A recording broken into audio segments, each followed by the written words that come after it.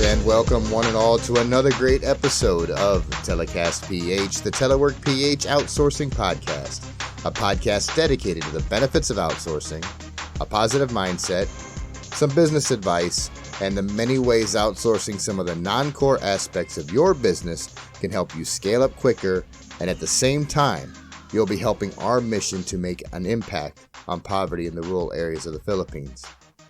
I'm BizDev Jeff, your host. Thank you for joining, and as always, a sincere thank you to all of you who have been listening and who have subscribed to the podcast and the YouTube channel and who have been following my content on LinkedIn. Now, if you want to find out more about Telework PH and what we do and how we can help your business scale up quicker, just hop on over to www.teleworkph.com or catch me on LinkedIn. Just search BizDev Jeff Thompson or the hashtag BizDevJeff. Right, so this week we have been looking at 5 ways customer support can help build amazing brand loyalty. Now, of course, there are many more than just 5 ways. But then again, there's just one simple way, and that's give great customer care with all of the elements included. It all depends on how much you invest into your customer support, your specific brand, and the amount of contact support actually has with your customers. Now, some other areas to examine are things like how accessible is your customer support? What channels do you offer? Do you have phone, chat, and email? How about SMS? Is your support only available during business hours in your time zone? How long does it take your customer support to respond? And how about actually reaching a resolution? A brand really needs to scrutinize the above questions if they are truly interested in being competitive in their specific market, and if they want to continue to build brand loyalty. So what have we covered so far? Through the podcast and the articles this week, we've taken a look at the following areas of customer support: active listening, listening to customers, doing follow-ups with a personal touch, and repairing and building trust. Now, separately, these may seem fundamental, and they are.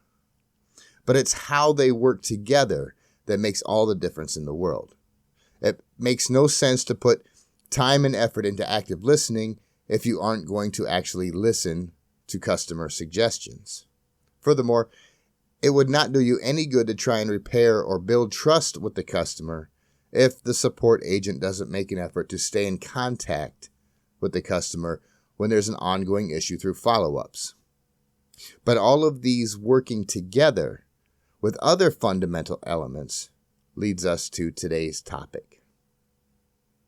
And today we are talking about the 5th and final way customer support can help build brand loyalty, and that is by making the customer whole again.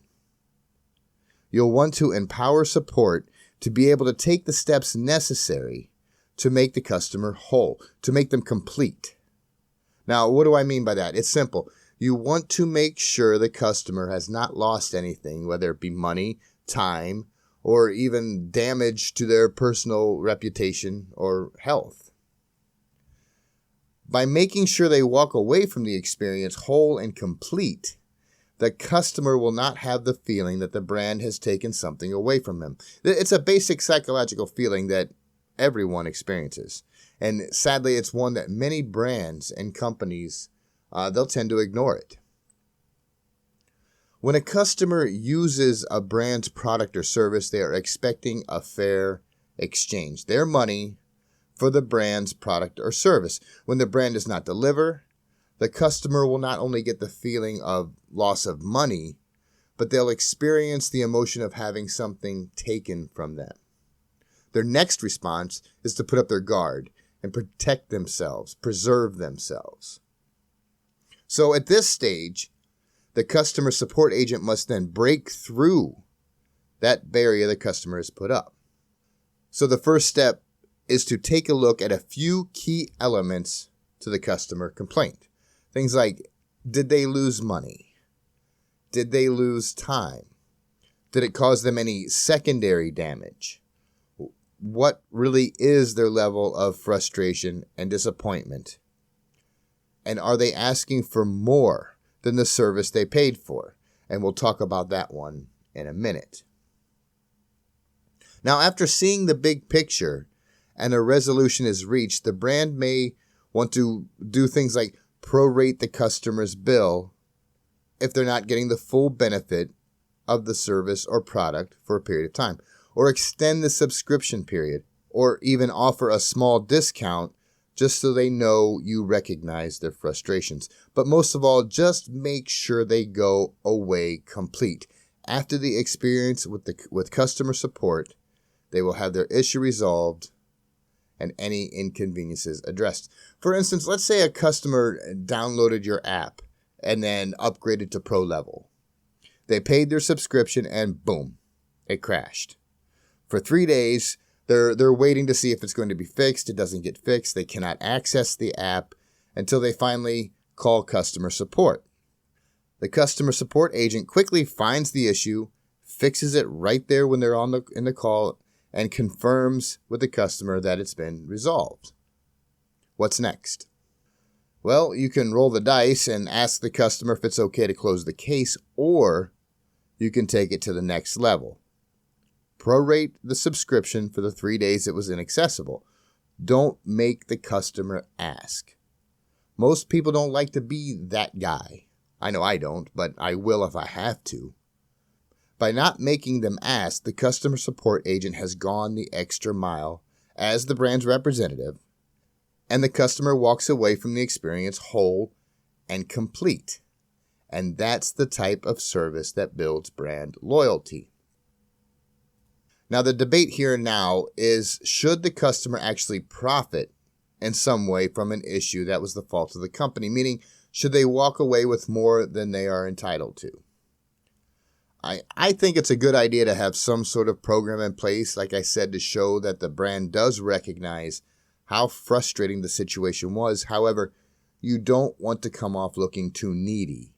Offering too much in compensation can lower the perception of value for the brand, and the customer may lose respect if you come off desperate to make them happy. Staying away from offering more than making them whole again will also discourage the seekers who look for any issue whatsoever to complain about, thinking they're going to walk away with something for nothing. And also, having customers calling all the time with small complaints can tie up valuable customer support resources. But there are sincere complaints and sincere customers. Now, when I was a area manager for McDonald's 12 years ago, I had to deal with a myriad of complaints from each of the stores I was responsible for. Messed up orders, cold food, the occasional person threatening to sue for some outrageous reason. Each and every complaint that got to my level, I handled with the greatest of importance. I had to. And I actually got to the point where I could tell when someone was seeking a payout or if they had a legitimate complaint. There was this one woman who contacted me through the store manager who claimed she bit into her sandwich and there was a tiny rock in the meat which caused her to break a tooth. Now, over the course of the conversation, I listened to her, and she was level-headed, calm, and just wanted us to pay for her tooth being fixed, and I sincerely sympathized with her and wanted to make her whole again. However, I did have to investigate and make sure that it was a legitimate claim. So I asked her to go ahead and obtain a statement from the dentist and a bill for the costs of whatever it was going to take to repair the tooth. Then I went and started watching the security footage based on the timestamp of her receipt. I found nothing at all out of the ordinary, but that doesn't mean she wasn't telling the truth. I believed her, and I even began preparing a compensation for her, which included a sum of cash for her pain and troubles. So after about a week, she called me and just completely dropped the complaint. She explained that the dentist told her that the tooth was already broken, and the tiny rock she thought that came from the sandwich was actually a piece of her own tooth that had broken off. She apologized profusely, and we had a good laugh about it.